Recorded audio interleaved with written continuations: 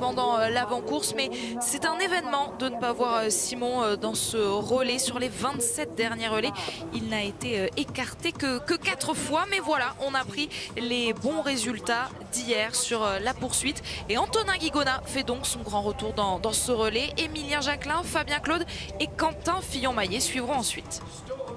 Leigrid est bien concentré. Là aussi, il va falloir qu'on surveille sa performance en tant que premier relayeur. Antonin, c'est ce qu'il a à faire sur ce genre de relais qu'il a déjà pas mal vécu. Des conditions où il va falloir bien rester derrière les premiers, car les bords de piste risquent d'être un petit peu enneigés.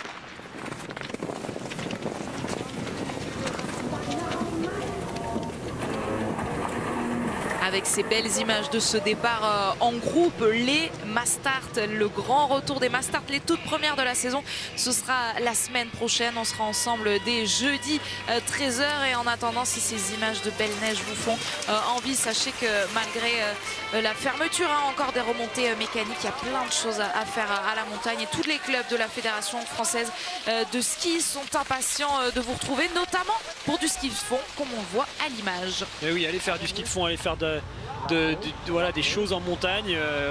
Il y a de la neige en France, les mêmes images que ce qu'on voit actuellement à l'écran, justement. C'est tout bon pour aller profiter de ça. Puis on espère que les remontées mécaniques finiront par rouvrir pour que tout le monde puisse se faire plaisir. Allez, le petit piège pour Antonin dans ce premier tour, c'est qu'il a un dossard élevé, donc il n'est pas parti sur la première ligne, il est parti sur la 3e ligne, il me semble, et donc il faut se replacer. Donc qui dit se replacer, ça veut dire essayer de doubler d'autres athlètes, aller au contact et prendre des risques. C'est vraiment la chute qu'il doit éviter pour sa remontée. Les chutes, on en a vu hier déjà sur la poursuite masculine, on en a vu tout à l'heure dans le relais féminin Alexis, parce que cette piste avait lustré, j'espère que j'emploie les bons mots techniques. Qu'est-ce que ça change là avec cette neige qui tombe? Ça change qu'il n'y a qu'une trace qui est skiée, c'est celle du milieu, et si on essaye de doubler, on se retrouve un peu dans de la poudreuse. Donc on le voit là, Antonin n'a pas réussi à passer l'Italien ni la République tchèque. C'est ça la difficulté pour lui, c'est de devoir faire l'effort. Donc on le voit, il essaye de se décaler pour enfin réussir à passer l'Italien qui le bloque pour l'instant. Et c'est vrai que c'est la même chose pour l'Allemagne. C'est rare de voir des grosses nations comme ça qui vont jouer la victoire sur ce relais, bloqués comme ça et qui n'arrivent pas à remonter. Les Allemands qui sont pourtant partis avec le dossard 3 après leur beau podium de la semaine dernière à Kontiolahti. Les Allemands qui sont privés d'un Pfeiffer, puisque vous le savez, il est rentré chez lui pour des raisons familiales. Un Pfeiffer qui n'est pas là, c'est Philipp Horn qui sera le 4e homme pour cette équipe d'Allemagne. Eric Lesser, Roman Ries et Bénédicte Doll seront eux bien là comme la semaine passée. On garde malgré tout une équipe très compétitive avec cette équipe d'Allemagne. Ils peuvent largement être sur le podium, tout comme la Norvège, tout comme la Suède, tout comme la France. Les Russes, pourquoi pas, c'est qu'on le dit de temps en temps. Pour l'instant, ils sont un peu absents là, sur ce début de Coupe du Monde. Et donc pour l'instant, rien à signaler, hormis voilà, le fait que Antonin soit toujours bloqué derrière le Tchèque et l'Italien. Pour l'instant, il n'a pas réussi à trouver la solution pour les passer. Je pense que désormais, le plus sage est de patienter et de voir si tout à l'heure dans la grosse montée, il y a une petite ouverture pour gagner ces 2 places qu'il aimerait grappiller. Et en attendant de voir Antonin remonter et d'assister au premier tir, le temps pour moi de vous rappeler vos prochains rendez-vous sur la chaîne L'équipe. À 16h35 après le biathlon, il y aura les bosses parallèles à nouveau. Perrine Lafont sera là, et puis à 18h, cyclocross. On vous propose le super prestige, enfin Claire Brécogne et Arnaud Jouffroy avec Mathieu Van Der Poel qui sera aujourd'hui présent. C'est parti vite dans ce premier relais quand même. J'ai l'impression que Leigrid a reçu des consignes de partir assez fort. Justement, ils le savent sur les skis, c'est Antonin parmi tous les athlètes de l'équipe de France qui va en ce moment le moins vite, si je peux dire ça comme ça, mais sur les temps de ski, c'est lui qui est un peu derrière Émilien, Quentin et tous les autres qui vont très vite en ce moment. Donc Leigrid a peut-être décidé de mettre la pression tout de suite à Antonin en l'essoufflant comme ça dans ce premier tour. Alors je vous rassure, le Norvégien ne fait pas sa course qu'en fonction des Français, bien sûr que non, mais en tout cas il exploite au maximum le fait que lui il soit rapide en ce moment pour mettre les autres nations dans le dur. Des gros flocons sont en train de s'abattre ici à Orfilsen en Autriche, mais pas pour autant des conditions dantesques. Désolé, mais c'est Ben Terki, on sait qu'il les aime ces conditions-là, mais on jette un œil sur le pas de tir, Alexis, et pour l'instant, pas le moindre souffle sur ce pas de tir. En effet, et sur la piste, ça y est, Antonin s'est replacé juste derrière le Russe. Il a réussi à passer l'Italien et le Tchèque. En fait, ce qui peut être dangereux pour lui, c'est s'il reste derrière des athlètes qui sont un peu plus faibles à ski. Si à un moment donné ça accélère devant, il peut y avoir une cassure. Et c'est ça qu'Antonin veut éviter en se replaçant dans les premières positions. En première position, il y a Sturla Laigrid et il y a Pepe Femling pour l'équipe de Suède. Et en quatrième position, la combinaison bleue d'Antonin Guigona pour l'équipe de France. Devant lui, le Russe, c'est Matvei Eliseev. Deuxième relayeur pour la Russie, ce sera Garanichev qui fait son retour dans ce relais russe, puisque Anton Babikov n'est pas présent. Alors, est-ce que Eric Lesser, l'Allemand, va réussir à grappiller quelques places avant d'arriver sur le pas de tir? J'avais pas l'impression qu'il ambitionne de le faire. Il reste bien tranquille avec sa combinaison jaune. Derrière, on voit, tiens, Florent Claude pour la Belgique qui est là. Le frère de Fabien qui lui courra pour l'équipe de France. Dernier virage à négocier. On va passer ensuite sous les tunnels et on arrivera pour ce premier tir couché de ce premier relais. Et vous le voyez, une piste qui est quand même assez difficile. Elle est longue, cette piste de 2,5 km. On va avoir le temps de parler longtemps pendant cette course qui devrait être assez longue. 2 podiums déjà sur le sprint, 2 podiums sur la poursuite, un podium sur le relais féminin, un podium sur la poursuite féminine il y a quelques instants. C'était avec Julia Simon. Allez, on y croit pour ce 7e podium de l'équipe de France sur ce week-end d'Orfilsen en Autriche, un site pour l'instant qui leur réussit parfaitement et ça tombe bien puisqu'on reste en Autriche la semaine prochaine. Vous le savez, calendrier resserré, Covid oblige. Mais la semaine prochaine, il n'y aura pas de relais. Avant de partir pour les fêtes, il faudrait donc remporter celui-ci pour l'équipe de France. Un premier tir qui va peut-être déjà faire des dégâts, c'est aller vite. Donc forcément, certains athlètes étaient peut-être en sur-régime.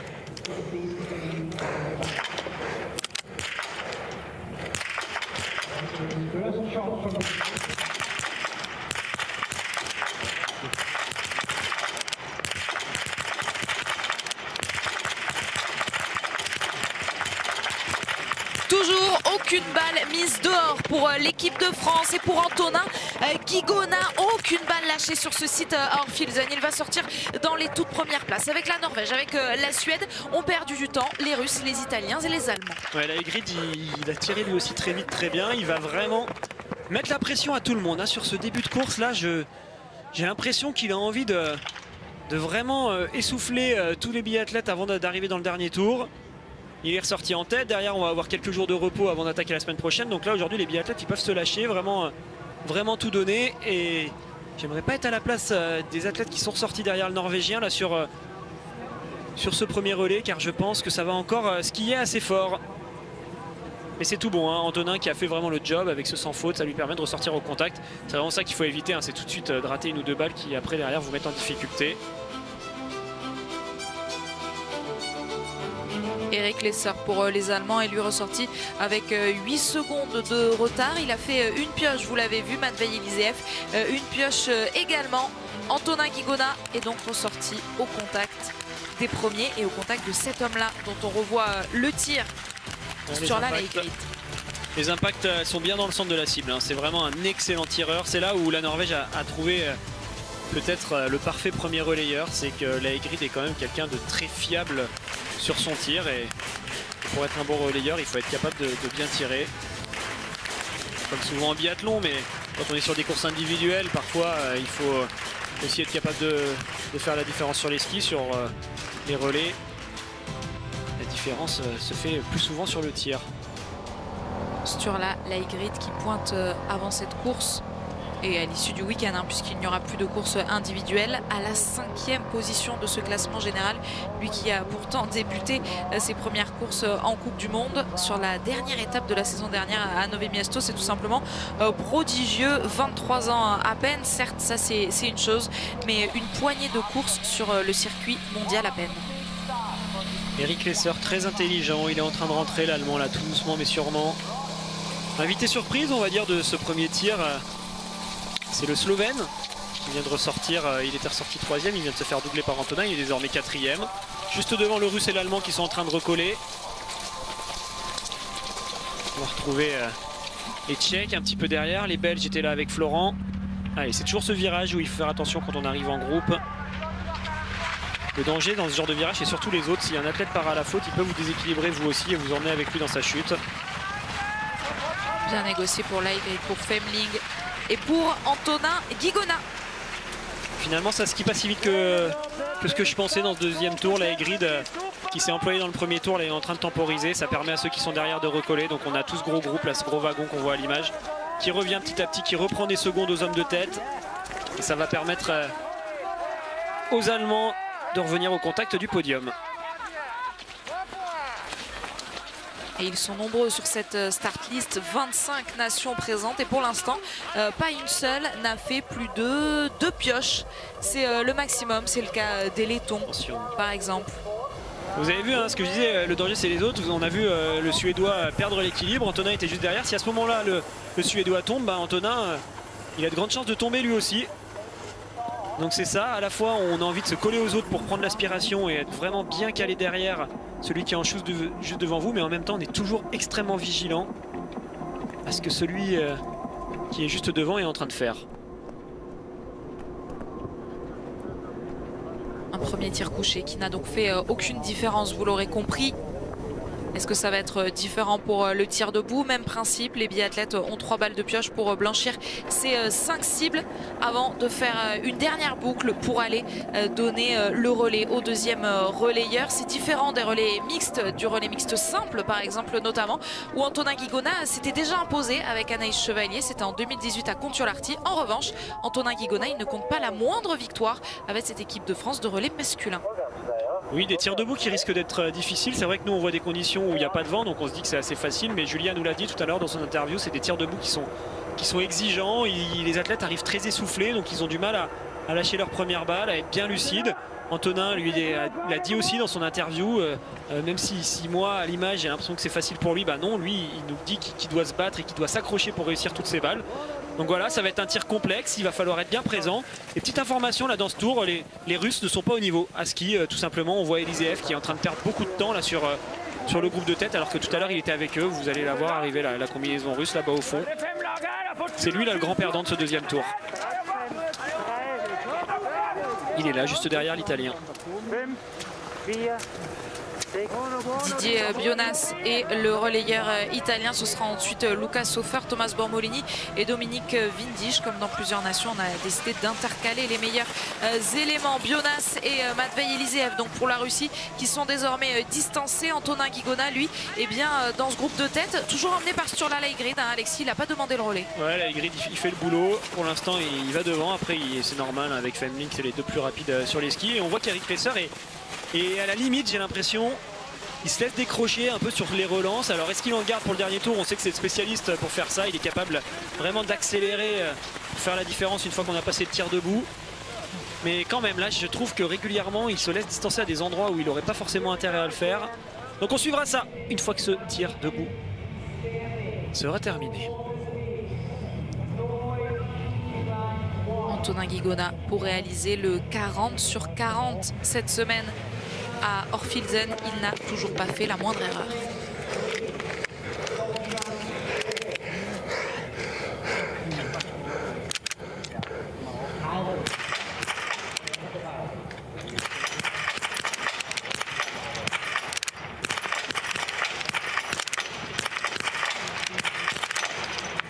Allez, là il grille par 2 fois à la faute. Malheureusement Antonin lui aussi. L'Allemagne c'est la même chose, la Finlande. C'est la Russie qui va se replacer. Ouais. Eliseev va ressortir, mais c'est loin d'être joué puisqu'on l'a vu, le Russe est moins rapide. Alors qui, pour le rejoindre et peut-être grappiller des places? La Suisse part à son tour. C'est fait pour Sturla Leigrid, c'est fait aussi pour Eric Lesser et surtout pour Antonin Guigona. Ouais, c'est fait pour tout le monde finalement. Les Suédois ressortent aussi. En tout cas, toutes les grosses nations qui veulent jouer ce podium sont ressortis désormais. Les Russes, bah oui, ils étaient en difficulté. En tout cas, Eliseev semblait être en difficulté sur le parcours, sur le tour précédent. Il a très bien tiré. Alors, je pense que logiquement, les autres vont lui revenir dessus. Hein. Le Russe, ça m'étonnerait qu'il soit en capacité de rester tout seul devant. Est-ce qu'il va rester au contact quand il va se faire rattraper? On verra ça, car Leigrid peut peut-être faire la différence. Antonin est juste derrière lui. Il va être dur. Il va être dur pour tous les biathlètes là, ce dernier tour. Il va falloir s'accrocher et serrer les dents pour Antonin pour rester au contact de la tête. Trop de pression pour l'Italie de Didier Bionas. Vous l'avez vu, il a dû fléchir sur ses jambes. Il va aller sur cet anneau de pénalité. Allez, on aimerait revoir la tête de la course maintenant, alors que pour l'instant, c'est le tir de Sturla Laigrid. Ouais, toutes les grosses nations, les 4 hein, qu'on annonce vraiment, la Suède, la Norvège, l'Allemagne et la France sont partis à la faute sur cire debout. Ça a été compliqué de toutes les blanchir ces cibles. Il a fallu à chaque fois 2 ou 3 pioches. Tout le monde s'est fait peur là, je pense. Et maintenant, comme à chaque fois sur les relais, la bataille du dernier tour va être lancée. Alors, Eliseev était ressorti avec 6 secondes d'avance sur le Suisse, mais seulement 10 secondes d'avance sur Laigrid. Je pense que ça va quand même pas mal bouger là dans ce dernier tour. 2 pioches pour Antonin Guigona, 2 pour Laigrid. 2 également pour l'homme à l'image, le Suédois Pepe Femling. Ils sont tous ressortis ensemble et les voici sur la piste. Eliseev pour l'instant tient bon. Ouais, partie plate qui correspond bien à son grand gabarit. Vous le voyez, Eliseev est très grand, très longiligne. Donc sur cette partie relativement plate, il est en mesure de rivaliser avec les autres. Là où il semblait plus limite, c'était dans la grande montée où on arrivera en fin de tour. Est-ce qu'il a été intelligent dans le tour précédent en sentant que ça allait trop vite pour lui? Il s'est dit allez, moi j'en garde peut-être pour le dernier tour. On verra ça. Mais je pense pas que le Norvégien ait envie de lui laisser quoi que ce soit. On voit... Alors est-ce que c'est le Slovène ou c'est le Finlandais plutôt? J'ai l'impression qui est là. Ouais. Arjula. Je m'étais trompé le tour précédent. C'était bien lui qui était 4e. Il est là le Slovène avec une combinaison verte. Je sais pas comment j'ai pu les intervertir. Et ouais, il fait un sacré relais hein, le Finlandais. Beau début de course pour lui. Allez, ça va rentrer derrière Eliseev. Dans quelques instants, ils seront à son contact. On a vu la pointe des skis arriver, la meute derrière Matvei Eliseev, le russe. Et ça y est, ils sont là. Sturla Laigrid et Antonin Guigona. Également ce Finlandais que l'on n'oublie pas avec son dossard 13, Thomas Arjula. Mais évidemment, on se concentre sur les favoris pour cette course et les potentiels adversaires pour l'équipe de France. Eric Lesser et Pepe Femling sont également ici. Arjula là, qui a l'air d'être très costaud. Alors il reste encore une grosse montée. C'est là que la différence va pouvoir se faire. Plus derrière, on a une relance, cette partie plate où il faut continuer à pousser une fois qu'on est complètement à fond. Mais l'objectif là pour tous ces premiers relayeurs, c'est de rester au contact de la tête. Quand on va passer le relais, on n'a pas envie de donner le relais avec un petit trou de 10 secondes que va devoir combler ensuite le deuxième relayeur en début de parcours. Donc il y en a qui se sentent forts, ils vont essayer d'attaquer pour s'extraire. Et puis il y en a qui au contraire, qui se sentent moins forts, vont déjà essayer de tenir tout simplement. On en parlait dans l'avant-course, vous l'avez cité Alexis, les 6 fois où Antonin Guigona est parti dans cette position de premier relayeur, et bien il a passé le relais sur le podium à 4 reprises, dont 2 fois en tête, et une nouvelle fois il montre qu'il est bien à ce poste, même s'il va falloir faire attention là au départ et à l'accélération du Norvégien. Ouais, c'est là que ça va se jouer, c'est surtout le Finlandais là, qui emmène tout le monde, donc on le voit Antonin, il n'est pas en capacité d'accélérer, donc il va déjà s'accrocher, c'est top ce qu'il est en train de faire. Regardez Pepe Femling, lui pour la Suède, il est en train de craquer, c'est la même chose pour Eliseev qui se fait distancer. Alors on voudrait que la caméra tourne là pour voir ce qui se passe au sommet de la montée, mais Arjula est en train de surprendre tout le monde, ça profite à Laigrid et on sent que Lesser et Guigona sont limite pour l'instant. On espère que quand on retrouvera l'image de la tête, Antonin sera toujours dans le groupe de tête. Rastorgouyev pour la Lettonie dans ce groupe avec Florent Claude, le frère de Fabien, vous l'avez dit tout à l'heure Alexis, dans ce top 10, les petites nations qui sont en train d'essayer de survivre dans ce relais. Ouais, mais on aimerait voir la tête, puisque en plus il n'y a pas de favori qui a complètement craqué et qu'on devrait voir dans cette fin de course. Je sais pas où sont les Autrichiens, c'est peut-être les Autrichiens qui attendent, mais non, ils sont passés en plus les Autrichiens normalement. Donc là je comprends pas, il doit y avoir un problème avec la caméra qui est tout en haut parce que c'est pas normal qu'on la récupère pas. Je dis pas du tout que c'est pas intéressant de voir ces athlètes, mais par rapport à ce qui est en train de se passer devant, désolé, on nous a coupé le signal. Là il doit y avoir un problème avec la neige et la caméra qui se retrouve en haut de la piste, donc on va attendre de voir. Ils vont redescendre, voilà, donc c'est le Finlandais qui est en tête là-bas devant et il a fait la différence, le Finlandais. Le Norvégien deuxième, troisième l'Allemand et Antonin est toujours là avec la Norvège, c'est ça le plus important. Bravo aux Finlandais. La Russie passe ensuite avec la Suède. Donc vous l'avez vu, il y a encore tout le pas de tir à aller terminer. Là on retrouve l'Autrichien justement. Regardez, c'est la caméra qui est tout là-haut sur la gauche de l'écran qui doit avoir un petit problème pour l'instant. On espère qu'on la retrouvera tout à l'heure. Thomas Arjula, 22 ans à peine, fait sensation sur ce premier relais, sur ce premier tour de relais. Voilà, là on est désolé, je vous le rappelle, hein, c'est pas nous qui faisons la réalisation de cette course. C'est vraiment des réalisateurs qui sont là-bas sur site et il doit y avoir un problème, je pense, hein, avec cette neige, comme je le disais, au niveau de la connexion des caméras, parce que c'est pas normal comme ça qu'on suive si mal cette course. Allez, le Norvégien a l'air d'être en tête désormais devant le Finlandais. Le Français ensuite en 3e position et l'Allemand finalement. Arjula, il s'est fait rattraper dans la descente et ils vont passer le relais à 4. Antonin Guigona et donc lance donc de façon idéale Émilien Jacquelin pour l'équipe de France. Norvège, Finlande, France, Allemagne sont aux avant-postes. Allez, vous savez quoi? On marque une petite pause. On espère que les caméramans autrichiens vont régler leurs petits problèmes. On se retrouve juste après. À tout de suite.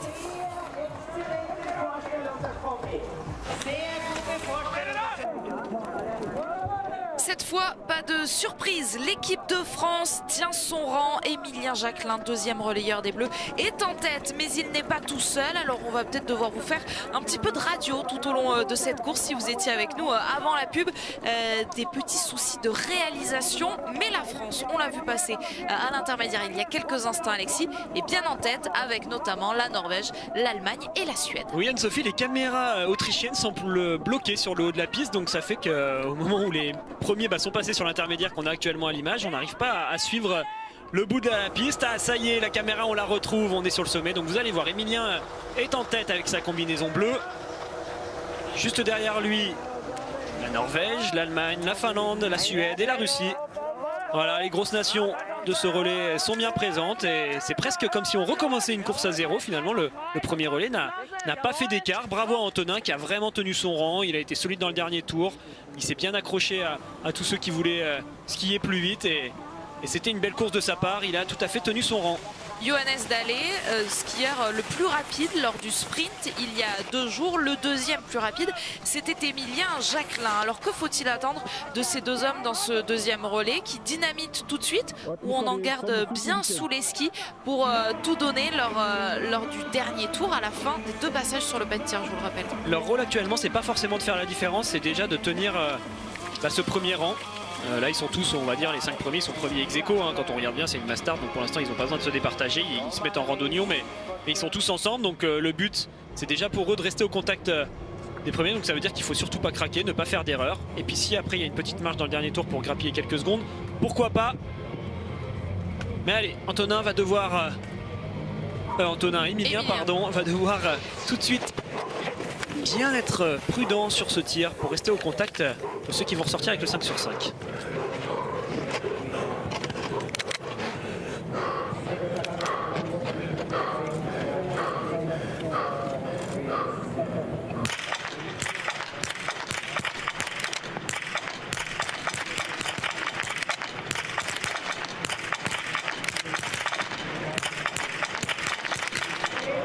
Roman Reis est le plus rapide parmi les favoris. Il va ressortir avec Émilien Jacquelin, alors que Johannes Dalle, lui, va rester sur ce pas de tir. Oui, attention, Johannes Dalle, il me semble qu'il s'était fait peur sur certains relais. Donc là, il a vu que tout le monde était parti. Il se retrouve un peu tout seul sur ce pas de tir. Donc il faut garder son sang-froid, c'est ce qu'il réussit à faire. Émilien a été prudent, il a mis beaucoup de temps à tirer sa première balle, mais c'est pour aller faire un beau 5 sur 5 derrière, bien enchaîné. Donc ça, c'est top. Il n'est pas rentré dans le jeu des Allemands qui ont tiré très vite leur première balle. Et donc il va ressortir au contact. Émilien à 2 secondes, ça va rentrer. C'est Johannes Dalle qui va devoir faire un effort là sur ce tour pour entrer au contact du Français. Roman Reis, Jesper Nelin, Garanichev sont partis avec Émilien Jacquelin. Et il y a aussi avec lui Simon Eder. Attention peut-être à cette équipe d'Autriche avec Simon Eder et Félix Leitner qui sont très en vue depuis vendredi. Ils ont tous les deux terminé dans le top 15 et du sprint. Et de la poursuite, ce sera Julian Eberhardt qui terminera pour cette équipe d'Autriche, on vous le rappelle, à domicile. Et regardez, on voit bien sur ce ralenti la balle du biathlète, la balle qu'il faut prendre avec les doigts. Donc Johannes Dalle, lui, il a fait un trou dans son gant pour pouvoir aller chercher ses balles facilement et pour bien sentir la détente lorsqu'il appuie. Puis il faut vraiment venir l'enfoncer dans le canon. On passe plus par le chargeur là pour tirer ses balles de pioche. Et ça, si on s'affole, on peut vite perdre du temps bêtement. On n'arrive pas à se retrouver avec la balle en face du trou. Et oui, vous l'avez dit, Anne-Sophie, les Autrichiens qui sont à domicile, hein, il faut les surveiller. Eder qui fait une belle semaine, hein, clairement, par rapport à ce qu'il a fait à Kontiolahti. pourrait, s'il arrive à rester au contact dans ce tour sur les skis, il pourrait très bien ressortir en tête du tir debout. C'est Roman Ries pour l'équipe d'Allemagne qui est en train d'imprimer son rythme avec sur les 5 autres biathlètes qui sont derrière lui. Ils sont 6 donc en tête de cette course. Et cette fois, je vous le disais, l'équipe de France tient bien son rang. Elle est là avec Émilien Jacquelin qui a pris le temps et qui est ressorti avec le plein sur ce tir couché. Là, c'est confortable la position d'Émilien actuellement. Il est derrière l'Allemand. Il peut se mettre dans ses skis sur cette première partie de piste. Là, j'ai l'impression qu'il veut passer. C'est très bien fait. Il oblige en fait Johannes Dalle qui est en chasse. On le voit là-bas au fond, le Norvégien avec son dossard numéro 1. Il oblige Johannes Dalle à fournir un effort dès maintenant. Et normalement, ses forces, on essaye de les garder pour le dernier tour, pour le 3e tour.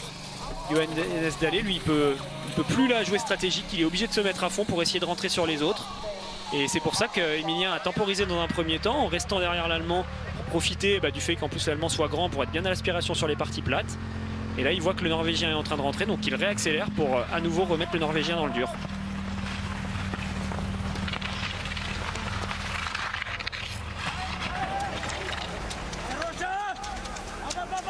Et toujours cette neige qui tombe à Orfilsen. On sera ensemble encore la semaine prochaine sur ce site autrichien. Je vous donne le rendez-vous jeudi à partir de 13 h. On commencera avec le sprint masculin. Et puis vendredi pour le sprint féminin. Rendez-vous 13 h également. Mais dans l'avant-course, une petite surprise. Un invité surprise, invité exceptionnel. Martin Fourcade sera avec nous vendredi 13 h. Donc notez bien le rendez-vous. Alors on le voit bien, le Norvégien risque de finir par rentrer. C'est pas une surprise. Il est en chasseur, il est à fond. Donc justement, il fait l'effort pour rentrer sur ce groupe. Par contre, toute l'énergie qu'il a mis pour rentrer sur ce tour, c'est pas quelque chose d'anodin quand même. Et il peut peut-être le payer à un moment donné. Donc on suivra ça, sauf s'il est très fort et qu'il confirme justement les écarts à ski qu'il avait fait sur le sprint. Johannes Dalle a dû s'employer pour finalement rejoindre ce groupe. Il y aura un tir debout pour pouvoir estimer les efforts peut-être mis dans ce tour par Johannes Dalle, puisqu'il est forcé par le rythme mis par Émilien Jacquelin en tête de cette course qui est en train d'emporter tout le monde, de faire des efforts. Donc pour revenir, ça y est, il est juste derrière le Russe, juste derrière Garanichev. On le voit, il a l'air facile en montée. Johannes Dalle, c'est sur le plat où il est un peu moins grand par exemple qu'un athlète comme Émilien. Émilien, il a plus d'allonge, donc sur le plat, il peut vraiment aller chercher loin avec ses bras, pousser très loin avec ses jambes. Johannes Dalle, un tout petit peu plus petit, lui fait des moins grandes enjambées, donc sur le plat il peut peut-être avoir plus de mal. Par contre dans la montée c'est l'inverse qui se produit, et là on a senti tout de suite, là il est revenu au contact, il a essayé de doubler le Russe pour tout de suite se replacer dans ce groupe. Finalement il a dû temporiser, mais il a l'air pas mal le Norvégien qui est juste derrière le Russe à la fin de ce groupe. Ce groupe de 7 biathlètes derrière, il y a des outsiders disons avec cette équipe slovène. On a vu Jakob Fak très bien placé au classement général, mais qui va devoir s'employer pour essayer de faire bien figurer son équipe de Slovénie sur le haut de ce relais, parce que derrière les favoris, parmi les favoris, aucun n'a pour l'instant failli. Émilien Jacquelin.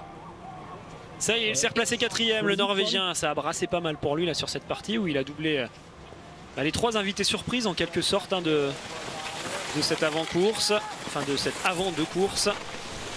Les Russes, les Finlandais et les Autrichiens. Et on a l'impression, Alexis, que cette piste, cette course va laisser peu de place aux surprises. Si, les surprises, je pense qu'on va en avoir malheureusement. Alors on verra pour quelle équipe, mais sur les tirs debout, justement sur ce pas de tir, il faut faire attention. Là, Émilien a complètement cassé le rythme. On voit, ça pousse plus du tout. Tout le monde est en train de souffler. Donc on va avoir un tir debout très électrique. Tout le monde va vouloir tirer vite pour faire la différence. Et c'est là où il faut faire les choses correctement. Avant de tirer vite, le but c'est de tirer bien. Et c'est donc de réussir un 5 sur 5. Et puis ensuite on va avoir vraiment un dernier tour de folie où là tout le monde se met à fond d'un coup. Il faudra être capable de s'arracher. Alors on espère pour le suspense que vous dites vrai, alors qu'on revoit Simon Eder à l'image, l'Autrichien remettre sa carabine sur son dos avec une image qu'on décryptera peut-être plus tard. Mais allez, tout de suite c'est le tir debout, deuxième tir de ces deuxièmes relayeurs. La France est toujours en tête.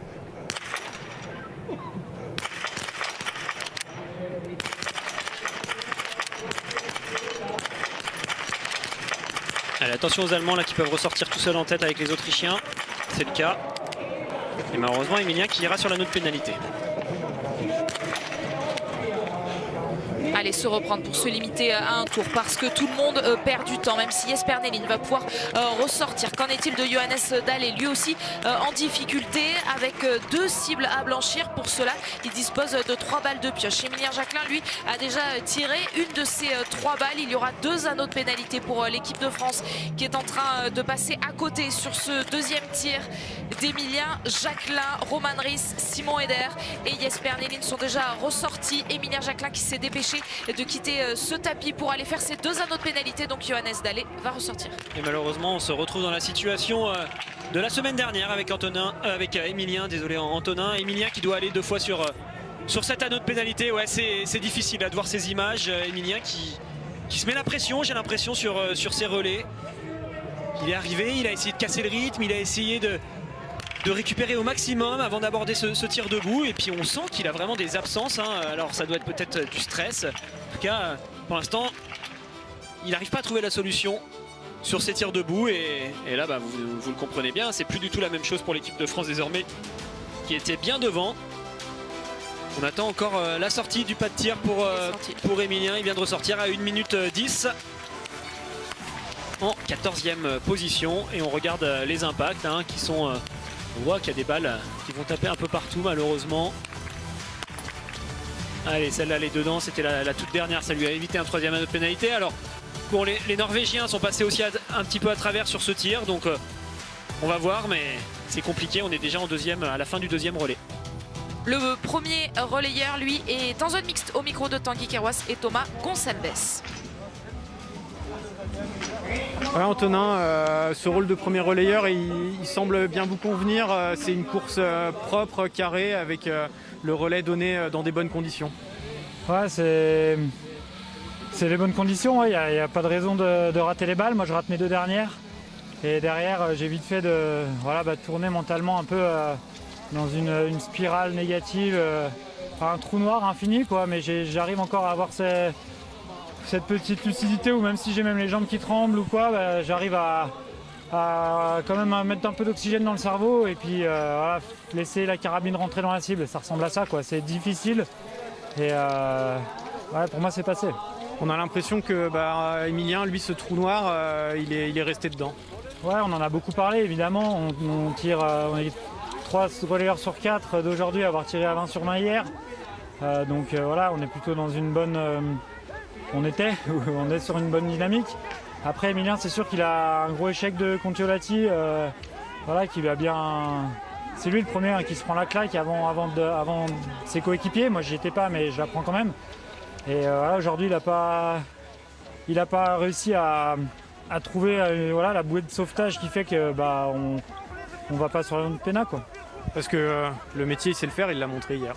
Ouais évidemment, alors moi ce que j'ai dit c'est que mon tir il peut vite aussi tourner au fiasco comme ça, donc voilà, c'est pas que j'ai pas eu de chance ou je suis soulagé d'avoir fait, mais voilà, je l'ai fait quand même, c'est des choses je pense qu'on est capable de mettre en place. Emilien il est capable, moi ce qui m'embête le plus de le voir faire des tirs comme ça, c'est que c'est tellement loin de ce qu'il sait faire naturellement avec une facilité déconcertante. C'est peut-être pas si facile que ça à mettre en place, mais c'est frustrant quoi. C'est pas Emilien que je vois là moi. Merci Antonin. Réalisé hier et de sa 2e place sur la poursuite, Emilien Jacquelin, que l'on attend désormais à cet intermédiaire. Il est sorti en 14e position du pas de tir à 1 minute 10, on le sait, il est rapide sur la piste. Emilien, il va réussir à coup sûr à grappiller quelques places parce que devant il y en a de la place. Ries, Eder, Nelin sont pour l'instant sur le podium, mais vous le voyez, Dalle à l'instant, lui est 6e. On va revenir sur ce qu'Antonin disait, c'est quand même très important d'aller reprendre ces mots là par rapport à ce qui s'est passé pour Emilien. Il l'explique, c'est pas son niveau à Antonin sur ce qu'il sait faire en individuel. Donc forcément, sur ces courses collectives, il se passe quelque chose pour Emilien et il n'a pas réussi à trouver la solution aujourd'hui. Alors oui, il est ressorti à 1,10, désormais il est passé à l'intermédiaire précédent à 1,05. On espère qu'il va continuer à reprendre quelques secondes. On a vu Johannes Dalle lui aussi à 30 secondes. Le Norvégien était en difficulté sur ce tir. Mais c'est vrai que Emilien a peut-être subi le fait que finalement, comme je le disais, on a presque assisté à un premier relais, tellement toutes les nations étaient encore ensemble quand on est arrivé sur ce tir debout. Et on s'en est rendu compte, c'est pas une situation qui lui permet de briller à Emilien. En tout cas, c'est pas une situation dans laquelle il arrive à trouver des solutions pour blanchir toutes les cibles. Donc voilà, c'est dur de le voir comme ça. Et on espère, parce qu'on a besoin de lui pour les relais dans l'avenir, on espère qu'il va réussir à trouver la solution pour performer sur ces courses collectives.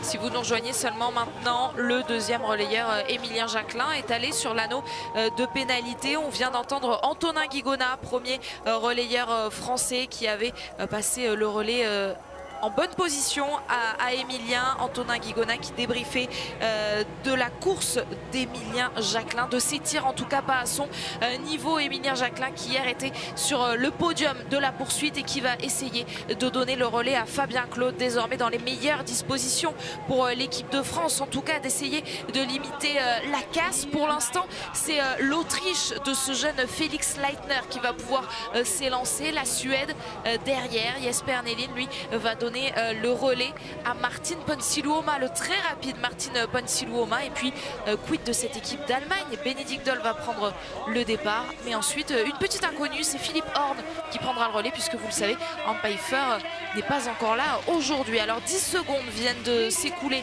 après le départ de l'Allemand. Alors hier, les Suédoises sont troisième. Le dernier relais a été donné à 58 secondes de la tête. Quand Elvira Heuberg est partie, elle était à 58 secondes de retard. Aujourd'hui, l'équipe de France va passer le troisième relais, donc il en restera encore un derrière à 1,04. Donc on le comprend bien, sur un relais, on ne sait jamais. On va quand même continuer d'encourager les Bleus, bien sûr. Ça va être compliqué, il y a des grosses nations qui sont devant, mais en termes d'écart, voilà, il y a des places à aller chercher. Et on espère qu'Emilien va garder cet écart autour de la minute lorsqu'il passera le relais. Et on attend l'arrivée d'Emilien Jacquelin pour donner le relais à Fabien Claude. La réalisation, elle, nous remontre quelques petits soucis qu'il y a eu sur ce pas de tir. Des soucis peut-être qui pourraient permettre donc à Fabien Claude à l'avenir. Et puis ensuite à Quentin Fillon-Maillet de grappiller quelques places. Si devant eux, il y a des erreurs. Et justement, l'équipe de France est partie. Eh bien, la comparaison est toute faite, Alexis, avec ces 58 secondes qu'avaient aussi les Suédoises hier. 58 secondes de retard. Voilà, 58 secondes de retard. C'est ça que doit combler l'équipe de France s'ils veulent revenir sur la tête et en même temps sur le podium, puisque trois nations sont ensemble. Alors parmi ces trois nations, on a deux nations qu'on attendait, c'est la Suède et l'Allemagne. Une nation qu'on attendait un petit peu moins, c'est l'Autriche qui joue à domicile. Il y a des choses à faire, mais en même temps ça va être extrêmement serré. Donc comme toujours dans ce genre de situation, le reste de l'équipe de France va devoir être parfaite. On essayera d'expliquer tout ça avec Emilien s'il a envie de nous répondre pour pouvoir trouver des éléments. Désormais c'est Fabien qui est sur la piste et devant c'est Bénédicte Doll qui emmène tout le monde et qui donne le rythme. On espère avoir Emilien dans quelques instants au micro de Tanguy et Thomas, même si on imagine que ça doit être difficile de s'exprimer dans ces moments-là. On en parlera également dans le débrief autour de Messaoud Benterki. Et puis juste après le biathlon, notez votre rendez-vous 16h35, c'est les bosses parallèles avec une certaine Perrine Lafont qu'on a vu très en forme hier notamment. Vous la retrouverez donc aujourd'hui à partir de 16h35. Dans le groupe de poursuivants à ce podium, ce n'est plus Johannes Dalle, puisqu'il a donné le relais au plus grand des frères Beu, Tarjei Bø, est aligné pour cette équipe de Norvège. Johannes terminera. Alors il n'y a pas n'importe qui dans cette équipe autrichienne. On a actuellement Félix Leitner, donc on le voit, il est régulier sur ces semaines ici à Orfilsen, il est performant. Puis derrière on a Julian Eberhardt, là aussi on connaît son talent sur les skis. Alors il est moins régulier sur le tir, il faudra attendre jusqu'à la fin de la course pour vraiment savoir si les Autrichiens peuvent tenir. Tarjei Bø est en train de rentrer pour la Norvège tout doucement. Et on le disait, ce n'est pas facile de s'exprimer après une telle course. Et pourtant, Emilien Jacquelin a fait le choix de s'arrêter au micro de Tanguy et Thomas. Alors qu'on voit dans le même temps Fabien récupérer un bâton. Tanguy, c'est à vous. Emilien, Antonin nous a dit que sur son tir debout, il était dans un trou noir duquel il avait réussi à s'en sortir, mais ça a été difficile. Et on se disait que vous étiez peut-être resté dans ce trou noir. Ah oui, je pense que j'ai été dans ce trou noir. Alors voilà, c'est un petit peu comme le trolley. Je me retrouve dans un deuxième tour avec des collègues qui skient pas forcément, qui veulent me laisser faire le boulot. Alors bien sûr, je le fais volontiers parce que j'ai pas envie non plus que toutes les autres nations derrière rentrent. Mais voilà, c'est chiant quand ça joue comme ça. On arrive au pas de tir, c'est à celui qui veut pas être au tapis numéro 1. Alors voilà, j'y vais. Je me dis justement qu'il ne faut pas avoir peur, j'ai envie de conjurer le sort du week-end de Contiolati et voilà, une sorte de trou noir debout. Alors est-ce que je prends trop à cœur ces relais parce que sincèrement il y a du stress qui s'installe que je ne ressens pas sur des poursuites comme hier. Pourtant voilà, on joue devant, on joue des podiums. Alors voilà, le problème il est mental, donc c'est encore une fois facile de présenter ses excuses, mais ouais, les relais, ouais, c'est, je sais pas, vraiment à chaud c'est très compliqué de comprendre ce qui peut arriver mentalement, ou j'essaye de, voilà, si j'étais vraiment stressé, pardon je parle beaucoup, mais si j'étais vraiment stressé, ça se verrait sur des tirs couchés, je commencerais à faire n'importe quoi, je me crisperais. Voilà, non, là ça se passe sur les debout. Voilà, je serais déçu, c'est sûr. Merci Emilien, on se dit que des relais, il y en a encore beaucoup et puis que vous êtes champion du monde. Ouais, bah j'ai envie de souhaiter à l'équipe que les prochains relais ils soient sans moi, sans déconner. Voilà, avec le niveau que je peux montrer de manière générale. Ça va rebondir aussi. Ouais, mais vous savez, plus après on fait une fixette sur ce relais, peut-être que ça deviendra d'autant plus difficile de le faire libérer. Donc là, ouais, ça met un coup. Je me disais, bon, ok, une fois j'ai fait n'importe quoi. Mais pas deux, quoi. Pas deux. Merci Emilien. Les mots très forts d'Emilien Jacquelin au micro de Tanguy Kéroas et de Thomas Gonçalves. On va revenir très longuement sur ces mots avec vous, notamment Alexis, spécialiste du relais en équipe de France, de cet exercice si particulier où 4 destins sont liés sur la même course. On en parle avant, après ce tir qui est en train d'arriver pour les 3e. Ouais, déjà ouais, dire que bon, Emilien pour l'instant est déçu, c'est sûr qu'il a plus envie de faire de relais comme ça, mais quand on le dit souvent, quand on tombe de cheval il faut remonter tout de suite dessus, derrière. Je pense que c'est important qu'Emilien trouve la clé en relais parce que je le disais tout à l'heure, on aura besoin de lui dans l'avenir, dans les moments importants pour jouer des médailles olympiques ou des médailles mondiales. Emilien devra faire partie de l'équipe, donc il faut qu'on l'aide à trouver la solution. Allez, on arrive sur ce tir couché, on va regarder ce qui se passe pour les premiers, ce qui se passe pour Fabien et puis on reparlera d'Emilien plus tard.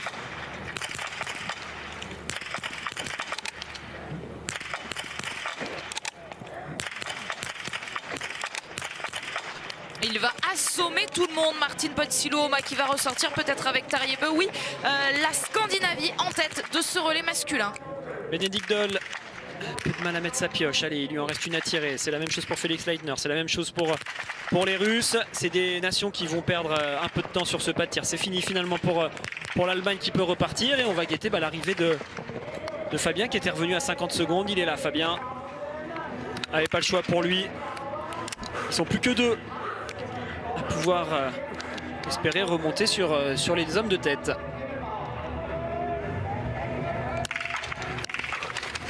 À l'image, Thomas Bormolini va ressortir pour cette équipe d'Italie. Nous, on regarde. Voilà, l'équipe de France. Fabien Claude est enfin à l'image.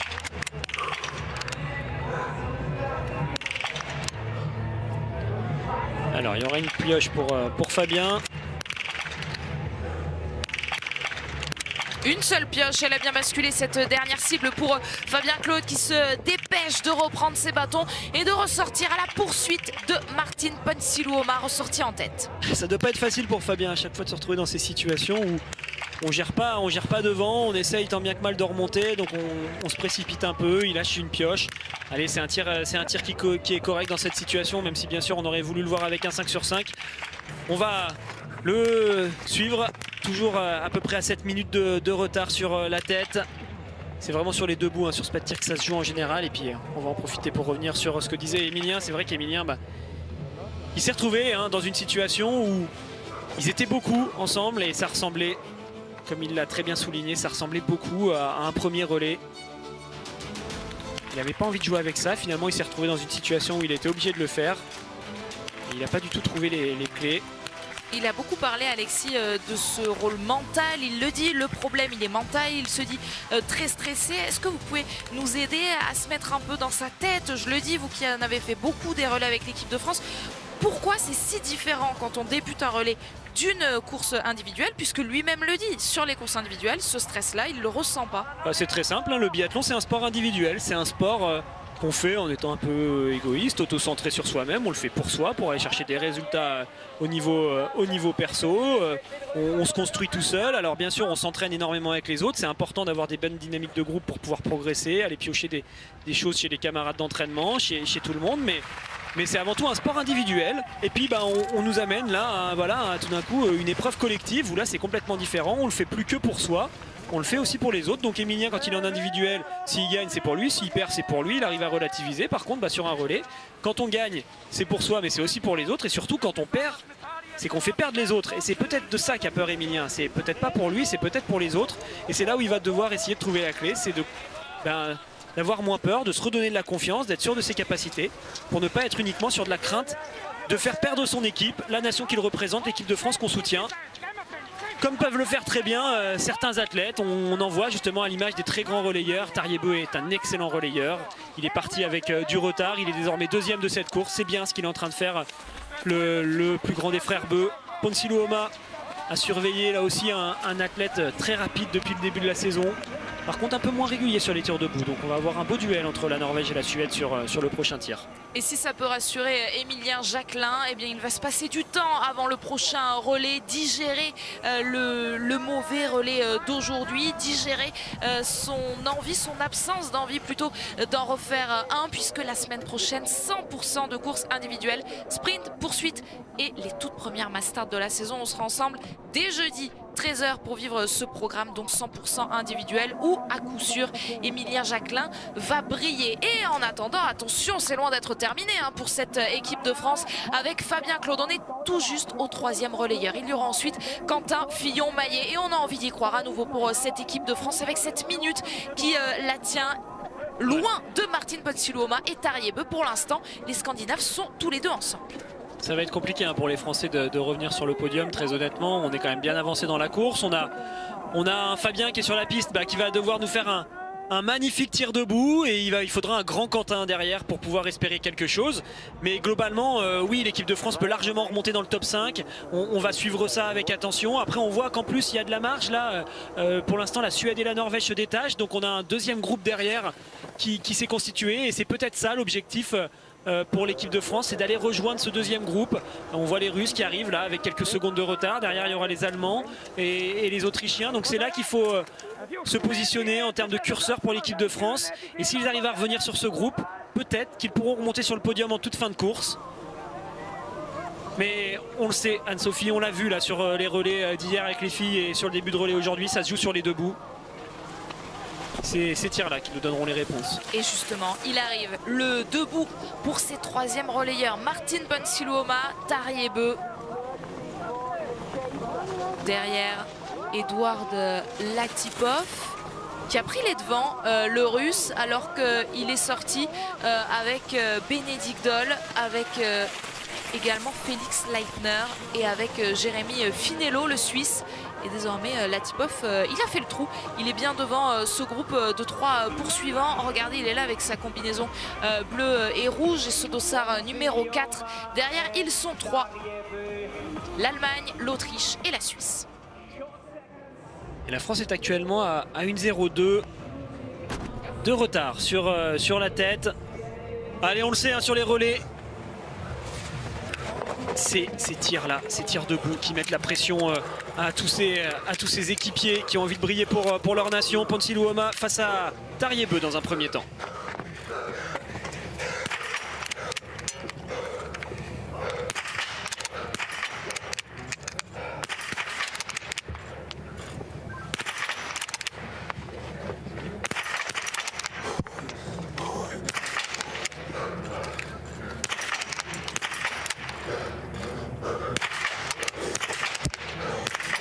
Vous aviez prévenu Alexis Martin Ponsiluoma qui n'est pas l'assurance tout risque sur ce debout. Il part 2 fois à la faute, 3 fois même. Attention, plus le droit à l'erreur pour cette équipe de Suède. Qui ressortent. Et oui, c'est Bénédicte Doll qui va repartir en tête avec Tariebeu peut-être. Oui, cette fois c'est fait pour le frère Beu. C'est fait aussi pour Martin Ponsiluoma. Est-ce que Eduard Latipov va pouvoir les rejoindre? La Russie, à son tour, Fabien Claude arrive sur le pas de tir. Ce qui est sûr, c'est qu'ils ont tous calé. Ils ont tous perdu du temps sur ce tir. Si Fabien fait un 5 sur 5, il reprendra du temps à tout le monde. Et on le voit, c'est extrêmement compliqué apparemment de tirer sur ce pas de tir en ce moment debout. Allez, Fabien va commencer sa première balle dans quelques instants.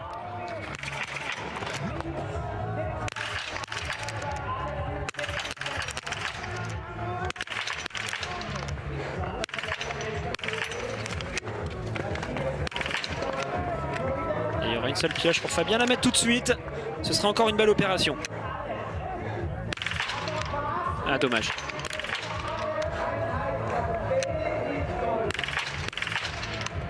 Non, là ça commence à devenir un peu compliqué malheureusement pour Fabien. Allez, il lui reste plus qu'une balle, sinon c'est la note pénalité. Il l'évite, la note pénalité Fabien Claude. Malheureusement, il n'a pas saisi l'opportunité. Il va donc ressortir de ce pas de tir, toujours avec cette minute de retard sur la tête. Avec cet homme, Tariebeu, alors c'est pas lui qui est ressorti le premier, mais à moins de 3 secondes de Bénédicte Doll. On devrait les retrouver sur la piste dans quelques instants sous les yeux de Siegfried Mazet. Seulement 7 pioches pour l'équipe de France, 5 pour l'équipe d'Allemagne. Alors pourquoi ça tire si mal sur les relais? Il y a une dimension, c'est vrai qu'on n'appréhende pas toujours et qu'on arrive mal à évaluer, alors que Tari est en train d'essayer de faire la différence sur la piste. C'est compliqué pour le Suédois et l'Allemand, on verra ça dans quelques instants. En fait, quand on fait un tir normal sur un sprint ou sur une poursuite ou sur une course individuelle, soit on met la balle dedans, soit on la loupe.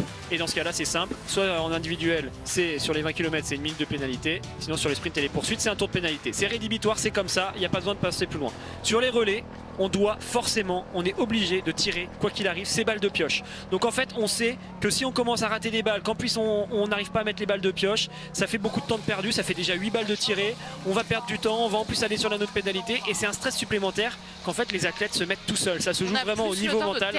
Voilà, on sait que on se donne moins le droit à l'erreur, tout simplement. En fait, c'est facile, voilà, quand on tire en individuel, c'est soit noir, soit blanc, c'est soit dedans, soit dehors. Alors qu'en relais, même si ça a été dehors, eh ben, on doit encore reprendre une pioche, on doit la retirer. Par exemple, si on fait un 4 sur 5 sur un debout, c'est un bon tir. Un 4 sur 5 sur un debout, parfois sur une poursuite ou sur un sprint. Et ben là, c'est un tir où on doit quand même encore tirer 3 balles, quoi qu'il arrive, pour essayer de faire descendre cette dernière cible. Et ça rajoute une dimension particulière à ces tirs qui mettent sous pression les athlètes.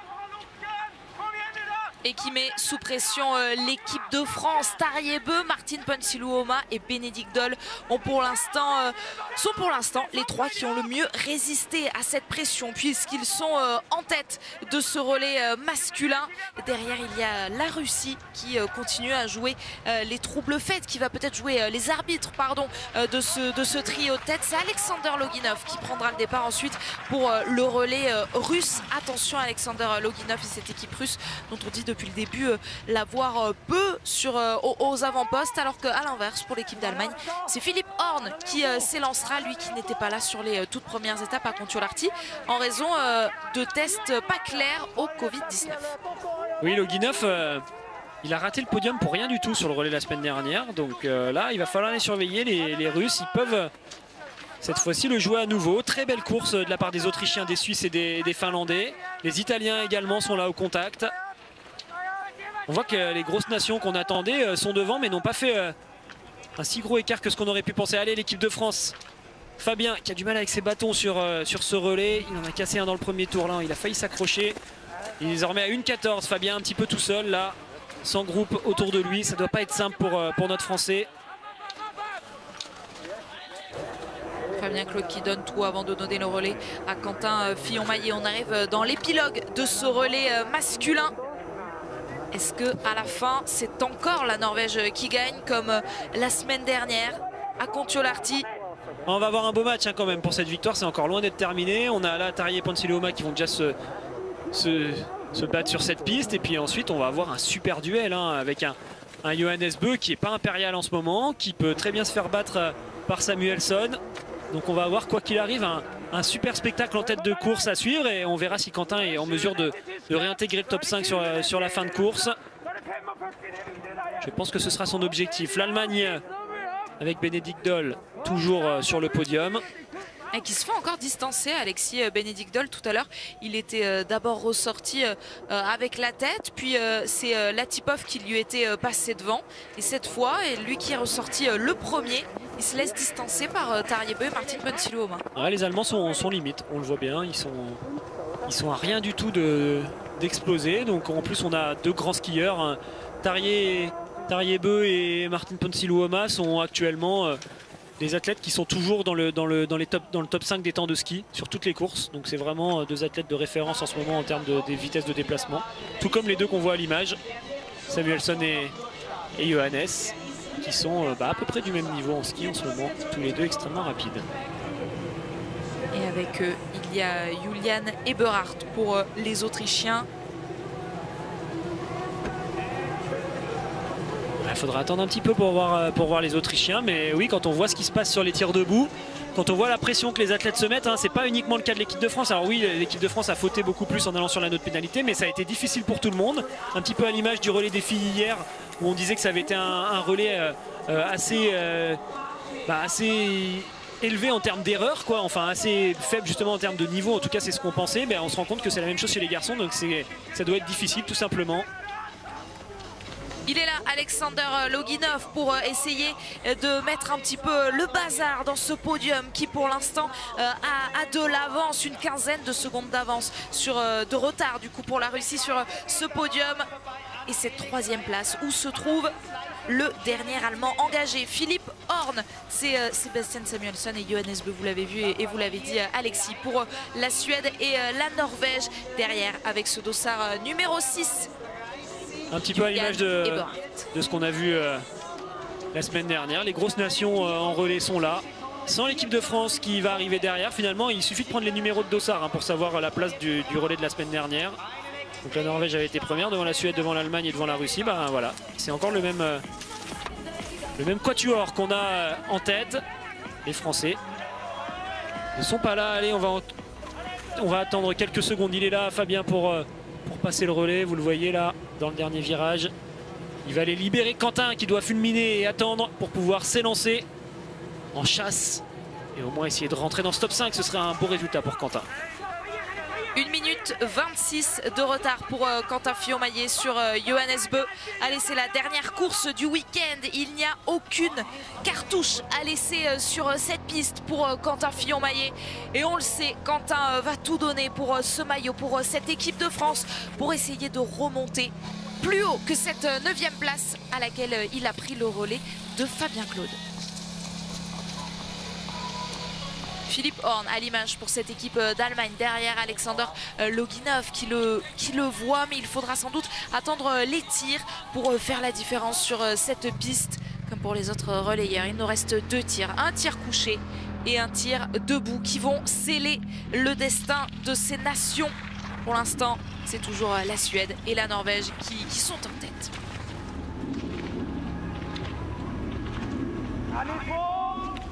C'est bien de les voir un petit peu skier là, comme ça ils se relayent pour l'instant. On voit que Johannes n'a peut-être pas la confiance qu'il aurait pu avoir l'année dernière sur ce genre de position où il aurait pu mettre la pression dès le premier tour en essayant de skier très vite pour fatiguer Samuelsson. Là il joue pas du tout avec ça. Pour l'instant il respecte bien son adversaire, il le redoute même je pense. Donc ils sont en train de skier tous les deux, il y a une entente qui se fait naturellement, ils savent qu'ils sont 2 devant. Donc en même temps ils voudront jouer la victoire, mais dans un même temps il faut être capable de s'assurer au moins la 2e place. Donc on essaye de skier un minimum pour laisser les Allemands et les Russes à distance. Et c'est un beau spectacle pour nous téléspectateurs, pour vous aussi sans doute derrière votre écran, puisque c'est tout simplement les 2 meilleurs biathlètes au classement général qui sont ensemble sur la piste. Johannes Bö qui est en tête de ce général avec à peine on a envie de dire 50 points d'avance sur Sebastian Samuelsson, le Suédois. Ils sont ensemble tous les 2, on les retrouvera en individuel sur le sprint masculin. Ce sera dès jeudi 13 h sur la chaîne L'équipe et pour l'instant ils se disputent donc la victoire sur ce relais, mais elle est loin d'être acquise, on n'est pas dans le dernier tour, il y a encore 2 tirs à passer. Ça ne doit pas être facile pour l'Allemand de voir Samuelsson et Johannes Bö devant comme ça. Il doit pas trop savoir quoi faire, il doit se dire est-ce que j'essaie de rentrer sur eux, est-ce qu'au contraire ils sont tellement forts que j'ai meilleur temps de me caler sur leur vitesse et surtout pas aller trop vite pour pas me griller. On voit qu'il est un peu sur un rythme hybride, Philipp Horn actuellement. Loginov, lui son objectif déjà ça va être d'aller chercher le podium. Donc je pense qu'il n'y a qu'une seule combinaison qu'il voit actuellement, c'est celle de l'Allemagne. Ce sera un beau résultat collectif pour les Russes, alors sortir un petit peu la tête de l'eau. On l'a dit tout à l'heure, avec des résultats qui sont vraiment pas bons pour eux pour l'instant. Et en attendant de voir le premier tir de ces hommes de tête, on retrouve un Français en zone mixte. Fabien Claude est avec Tanguy et Thomas. Ouais, Fabien, j'ai l'impression de vous avoir de vous demander la même chose qu'il y a une semaine à Kontiolahti, c'est-à-dire que vous prenez le relais avec plus grand chose à jouer. C'est compliqué de partir dans un relais dans ces conditions. Bah oui, c'est compliqué. C'est vrai que c'est pas des courses où on prend du plaisir. Voilà, quand on voit le debout des 1000. Après, dans l'air de départ, oui, forcément, on prend une claque. On a envie de jouer autre chose que ça. Et surtout, d'un coup, j'ai l'impression qu'il y a un rôle qui change. Et on sait que, c'est pas bien, mais il faut pas se mettre dans la peau du super-héros. Il faut réussir à faire la course, mais on sait que ça passera par une course de fou, quoi, pour remonter devant et jouer quelque chose. Et c'est frustrant, c'est clair. En plus, c'était pas la folie les jambes aujourd'hui. Je crois que j'accuse un peu le coup des deux courses. Puis au tir, je me suis fait un peu peur sur le debout. Et voilà quoi, il n'y a pas grand chose à dire. Merci Fabien. Fabien Claude en super-héros de cette équipe de France. On va revenir sur ces mots forts là aussi également. Beaucoup de choses à retenir. Je vous propose Alexis de regarder d'abord ce premier tir. Et puis tout de suite après, on pourra débriefer ensemble ce que nous a dit Fabien. Est-ce qu'on aura l'explication finale sur le debout? Est-ce qu'il y en a déjà un qui va se détacher?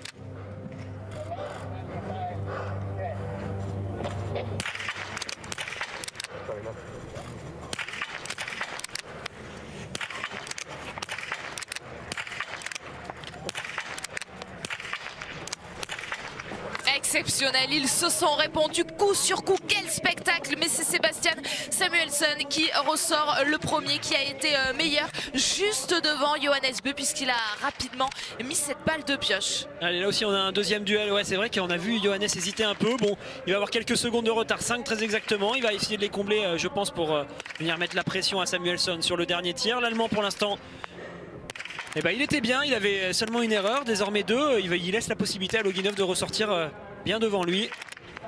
Loginov qui fait un super tir là, c'était parfait. Allez, il n'est pas passé loin d'être troisième la semaine dernière, le Russe. Va-t-il réussir à tenir sur le debout? On verra ça tout à l'heure, car il va y avoir un beau match face à l'Allemagne. Et le premier podium peut-être enfin pour cette équipe de Russie, en difficulté depuis le début de la saison. Mais attention, eux sauront s'engouffrer à la moindre brèche alors que Quentin Fillon-Maillet arrive. Allez Quentin, voilà, c'est ça l'objectif pour lui, c'est de passer devant les deux nations qu'il y a actuellement. L'Autrichien Julian Eberhardt, qui pensait avoir réussi, doit finalement passer par une balle de pioche supplémentaire. Le Suisse est parti à la faute 2 fois, ça laisse de la marge là pour Quentin, pour se replacer. 3 fois, il y aura peut-être un tour de pénalité pour les Suisses. Les Autrichiens se mettent dans la difficulté, malheureusement la première balle de Quentin est ratée. Ouais, attention, Quentin qui est en train de mal commencer sa course là, il y avait vraiment une ouverture pour se replacer. Alors il n'y aura pas de tour de pénalité finalement pour les Suisses, c'est pour les Autrichiens qu'il y en aura un. L'Italien vient de régler ses cibles. Allez, il y aura un tour de pénalité pour Quentin.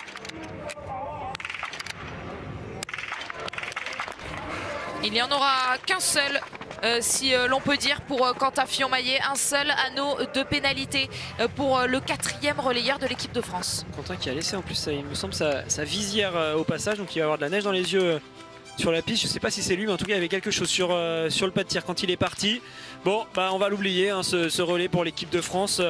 Alors oui, Fabien l'a très bien résumé, quand on part comme ça derrière, c'est plus le même rôle, on se prépare, quand on est relayeur de l'équipe de France, on s'apprête à jouer la gagne, à jouer quelque chose de gros, puis finalement ça rate au début, donc on se retrouve dans une situation où on espère faire une course exceptionnelle. Finalement, c'est pas comme ça que ça marche en biathlon. Quentin, lui pareil, il se retrouve à se dire je vais me battre pour peut-être gagner sur mon dernier tir. Finalement, je suis là à batailler pour remonter 5e. Donc c'est plus les mêmes attitudes et on a senti que voilà, c'était pas facile pour lui sur le pas de tir, ça doit bouillonner à l'intérieur, mais peut-être que justement ça peut être la solution pour relancer ce relais de l'équipe de France. Ça n'a pas fonctionné, c'est de mettre un Quentin en 2e, tout est au début de la course pour qu'il lance peut-être mieux l'équipe de France. On verra ça dans l'avenir, il y aura des longs débriefs et on va revenir sur cette course du jour où on le sait désormais, on peut oublier l'équipe de France. Mais par contre, on va avoir un match sensationnel pour la victoire entre Samuelsson et Johannes Bö. Ça va être du très très haut niveau. Et peut-être que Alexander Loginov pourrait faire mieux que la 3e place qui lui semble pour l'instant promise. Tanguy Kerouas, vous êtes à Orphilsen et vous avez une information sur les Russes. In the woods where... No? Tanguy qui est en train de parler apparemment avec Bettina. Voilà, avec Bettina, la responsable des relations presse. Donc on y retournera voir Tanguy plus tard. Malheureusement pour cette information où il pourra peut-être nous la relayer autrement. Et on revient à cette course où vous le voyez, hein, les Russes sont actuellement à 32 secondes. Mais les Allemands sont vraiment juste derrière eux. Moins de 8 secondes d'écart entre ces deux nations.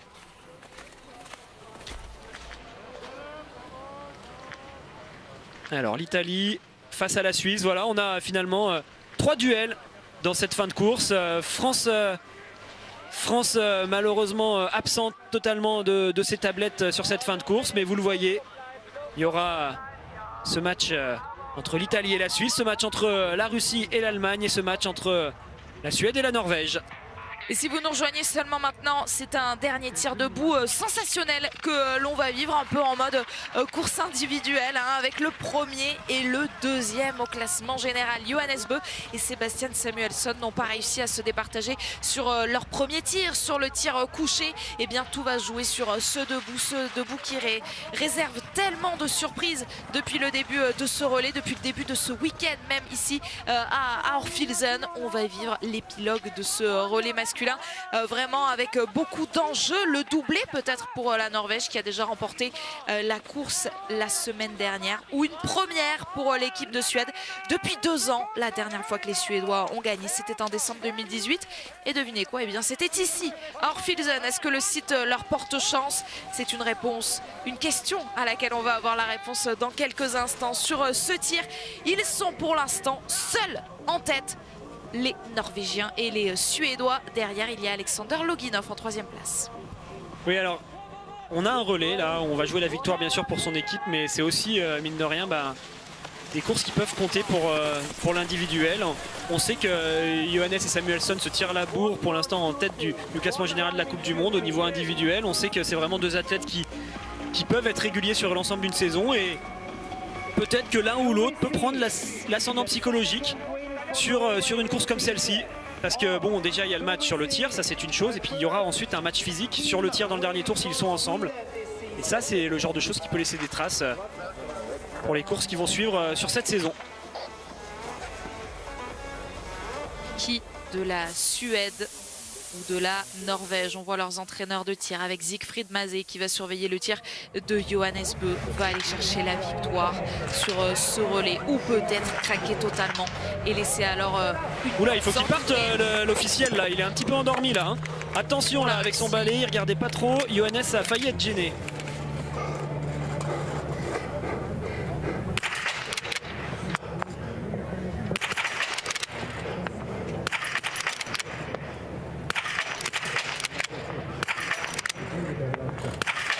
Il a voulu mettre la pression. Le premier, Sebastian Samuelsson, en tirant très très vite cette première balle. Résultat, ils ont tous les deux 2 erreurs. Et attention à Samuelsson. Il n'est pas bien Samuelsson, il vient de faire tomber sa balle de pioche. Du coup, il coince sa culasse. C'est aussi ce genre de détail qui compte sur les courses de biathlon. Voilà, Samuelsson, on le voit, il est sous pression, ça tremble, il y a beaucoup de choses qui se passent pour lui. Mais il a eu de la chance finalement, le Suédois, c'est que Johannes... Il va aller sur la note pénalité. Non, je ne sais pas s'il lui restait pas une pioche à tirer à Johannes. En tout cas, les simulations nous montraient que 2 balles. S'il a oublié de tirer une pioche, ce sera 2 minutes de pénalité pour la Norvège. Donc on va attendre de voir et de recompter bien correctement tout ça. C'est les Suédois qui vont ressortir en tête et c'est les Suédois qui vont aller gagner ce relais. Ça, on en est sûr. Alors où il est allé il semble être allé sur la note pénalité, puisqu'on ne le voit pas ressortir après ce dernier tir. Effectivement, est-ce qu'il a tiré toutes ses balles? Est-ce qu'il a considéré qu'il avait déjà tiré ses 3 pioches et que donc il était condamné à cette note pénalité? Il vient de ressortir de ce dernier tir avec 16 secondes de retard. C'est n'importe quoi ce relais. Et un anneau de pénalité. Allez, donc il y est allé. Un anneau de pénalité pour les Russes également, qui finiront peut-être sur le podium. Enfin, j'étais tellement concentré sur ce qui se passait pour Samuelsson, qui était stressé, qui avait du mal avec sa pioche, que j'ai pas pu compter le nombre de balles qu'allait rechercher Johannes au niveau de sa carabine. Pour l'instant, il n'y a pas d'étoile au niveau des datas pour la Norvège. Donc peut-être qu'en régie, vous allez être en mesure de recalculer combien de balles de pioche il a tiré. Johannes, si vous avez les ralentis, nous on va rester bien sûr sur le direct avec Samuelsson qui, malgré ses déboires et cette précipitation, a finalement réussi à ressortir en tête de ce tir complètement fou. Et vous disiez, Alexis, qu'il y aurait peut-être après le tir un combat aussi sur la piste. Alors 16 secondes 6 d'avance, Johannes Bö dans sa forme du moment, est-il capable de les combler? Face à Samuelsson, ils ont le même niveau en ce moment. Là, je vous avoue que je serais quand même bien dans l'embarras de vous annoncer quoi que ce soit. On va suivre le tir de Quentin. Alors que c'est Julian Eberhardt qui a les faveurs de la réalisation autrichienne, lui qui joue à domicile. Julian Eberhardt et Dominique Windisch pour l'Italie qui sont à l'image. L'équipe de France qui se remet sur de bons rails avec Quentin Fillon-Maillet qui fait un sans faute et qui va peut-être pouvoir espérer rentrer dans ce top 5. Il va sortir en 8e position, me semble-t-il. Ouais, Quentin Fillon-Maillet, 8e position, mais à 10 secondes seulement de la 5e place de Michal Krajmar, le Tchèque. Ouais, ça va être compliqué de rentrer sur Krajmar. Par contre, il peut passer la Suisse et l'Italie, pourquoi pas. Windisch et Hartweg dans le dernier tour, mais il faut aussi se méfier d'Eberhardt qui est juste derrière. Il aura été loin d'être simple pour tout le monde ce relais finalement. Il y aurait eu des surprises, hein. C'est des choses qu'on voit pas forcément toutes les années ici à Orpheus. Regardez l'écart qu'il y a entre la Norvège et la Suède, on le voit bien à l'image. Et oui, Samuelsson devrait largement être en capacité de contenir le retour de Johannes. Toujours pas d'étoile en tout cas sur son temps, donc ça voudrait dire que il a bien tiré toutes ses balles de pioche, le Norvégien, pas de problème finalement.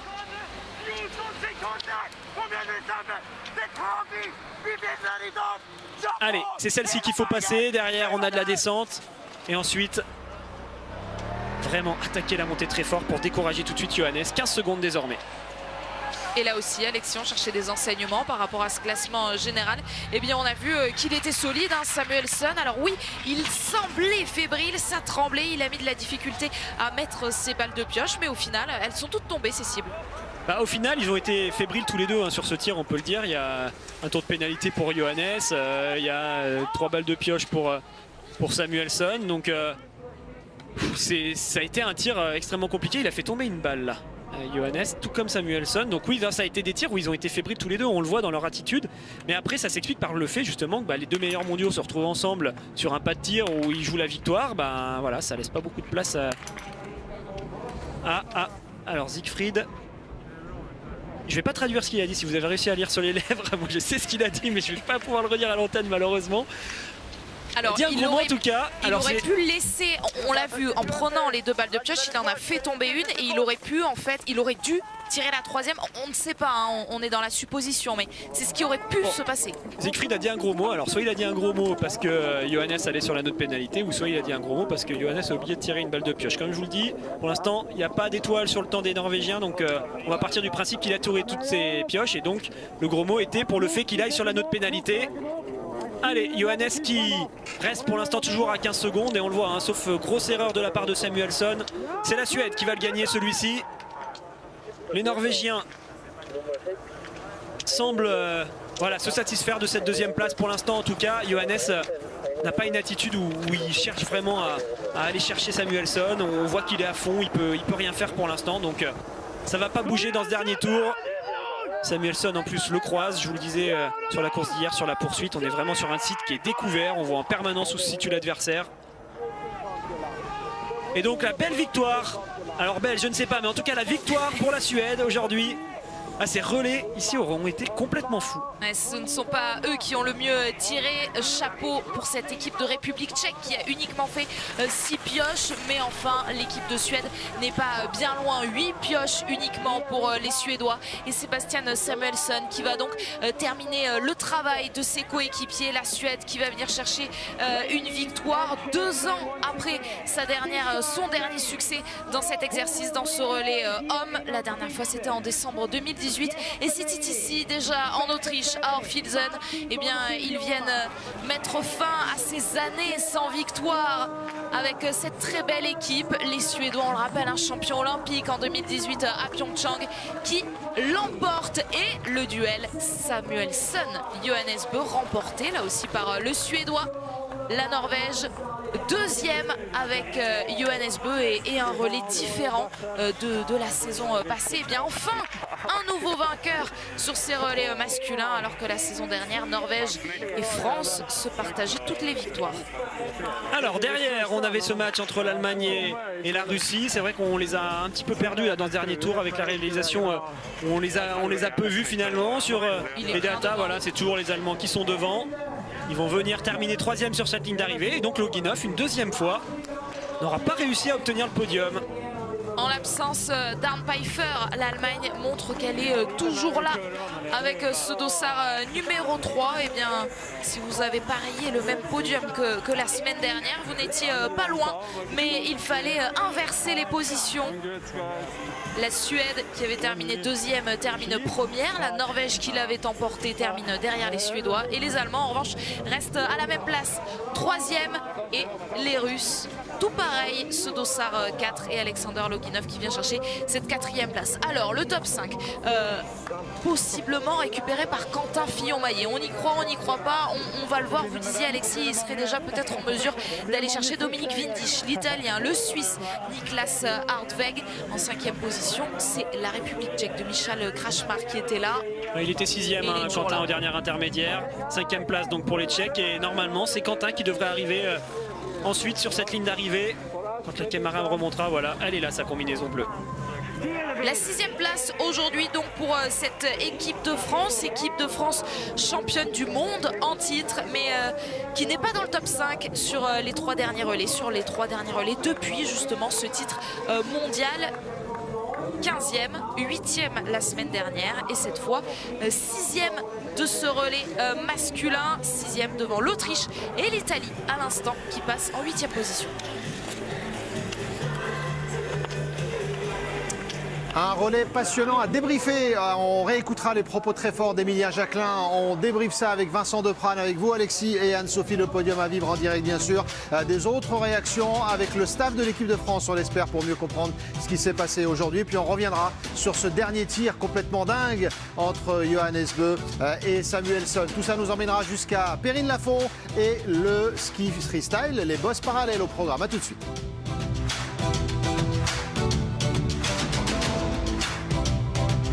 Blocage, un vrai gros blocage qui est en train de se créer autour de ce relais. Je sais pas trop qu'est-ce qu'on fait de mal pour qu'on est si fort hier et pas aujourd'hui, donc c'est dur. On a une équipe qui marche bien, mais c'est vrai qu'on a du mal à trouver notre fonctionnement sur le relais, donc on a essayé de trouver une solution hier sur la réunion. Plusieurs personnes ont donné leur avis sur quelle serait la méthode pour aborder ce relais, tout ça. Donc difficile à dire, parce que sensiblement ce qui est ressorti, c'est que le tir est le même que sur les courses individuelles.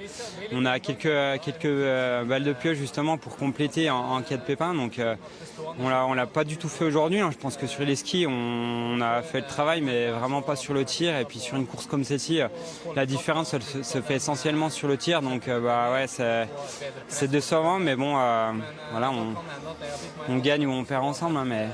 Oui, parce que c'est Emilien qui coule aujourd'hui le relais une nouvelle fois, mais vous êtes tous les 4 sur le même bateau, tous les 5, parce que Simon Détieux, même s'il n'est pas au départ aujourd'hui, c'est une vraie équipe.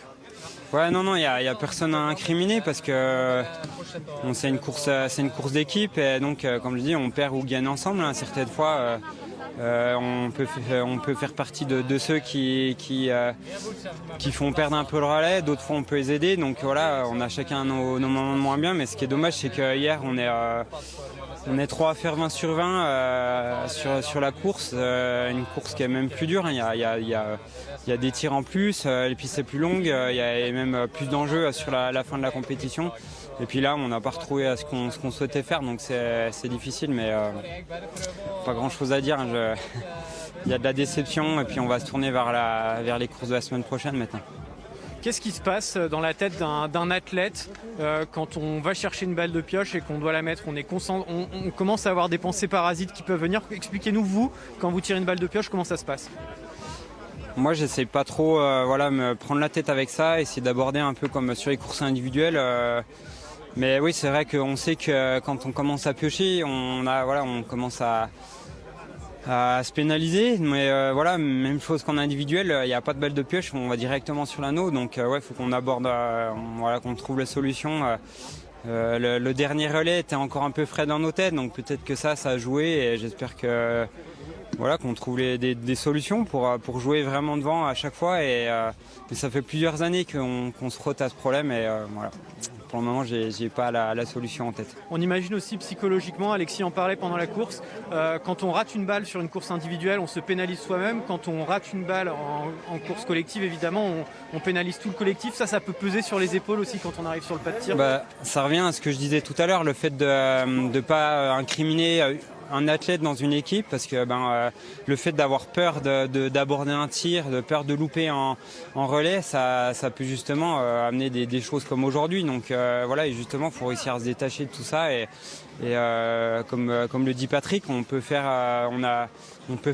une ou deux erreurs. Après, on prend le temps de mettre les balles de pioche et les mettre. Et voilà, mais l'anneau de pénalité, il est pas interdit, mais presque. Hein, c'est quelque chose qui est vraiment pénalisant sur un relais. Et donc voilà, aujourd'hui, on est loin de notre niveau. Le prochain relais, ce sera à Oberhof. Il va y avoir du temps d'ici là, beaucoup de courses et j'imagine beaucoup de discussions en interne pour trouver des solutions et s'améliorer. Ouais, c'est sûr. Ouais, comme j'ai dit, j'ai pas la solution toute faite. Hein. Si on l'avait, on l'aurait appliqué dès aujourd'hui. Mais ouais, j'espère qu'on va savoir rebondir. Et en tout cas, voilà, on a eu un beau début de semaine avec les deux compétitions individuelles, un loupé sur le relais. Mais voilà, il y a encore de belles choses à aller chercher jusqu'à Noël. Merci Quentin. Merci. La semaine dernière, pour cette équipe d'Allemagne, on a juste changé. Ce n'était plus Arne Pfeiffer, mais c'était Philipp Horn qui faisait partie de ce relais. Sinon, il y avait les trois mêmes autres hommes. Et eux, ils avaient le dossard 1. Ils étaient vainqueurs la semaine dernière et cette fois, ils doivent se contenter de la 2e place. La Norvège des frères Bø, 2e donc. Aujourd'hui, on revivra ce duel absolument somptueux entre Johannes Bø et Sebastian Samuelsson sur le tir debout. Il y a eu beaucoup d'incompréhension, beaucoup de questions sur le tir de Johannes Bø, Alexis. Hein. Oui, un duel incroyable, par contre somptueux, je ne sais pas si c'est le mot, on le reverra tout à l'heure. D'un point de vue émotion, ah oui, émotion, suspense. Oui. Émotion, vous êtes un technicien, nous on est dans l'émotion.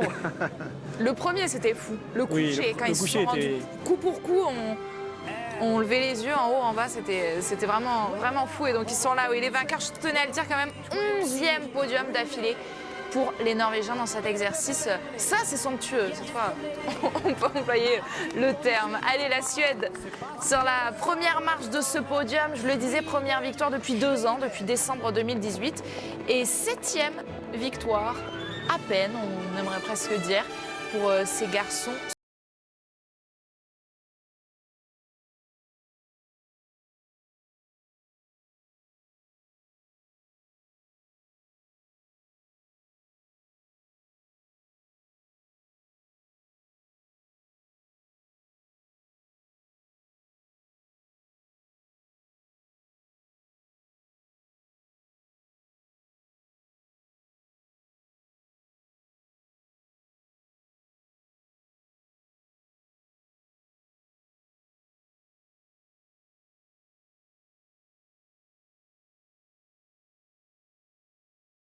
Uniquement des courses individuelles, sprint, poursuite, relais. La première semaine d'Oberhof, ce sera des relais mais mixtes. Un relais mixte et un relais mixte simple. Il faudra donc attendre la 2e semaine à Oberhof pour voir des relais par sexe. Donc on a le temps et surtout on espère que ça va laisser du temps à l'équipe de France pour digérer celui-ci. Un relais champion olympique, hein, il ne faut pas l'oublier, les Suédois sont les champions olympiques en titre de ce relais. Hein. C'est vrai. On a tendance un petit peu à l'oublier, vous faites bien de le rappeler. Oui, c'est quand même un collectif qui est fort à 4, avec deux grandes individualités en ce moment, avec Ponsiluoma et Samuelsson qui sont extrêmement réguliers, surtout au niveau de leur temps de ski, et pour Samuelsson, au niveau du résultat tout simplement.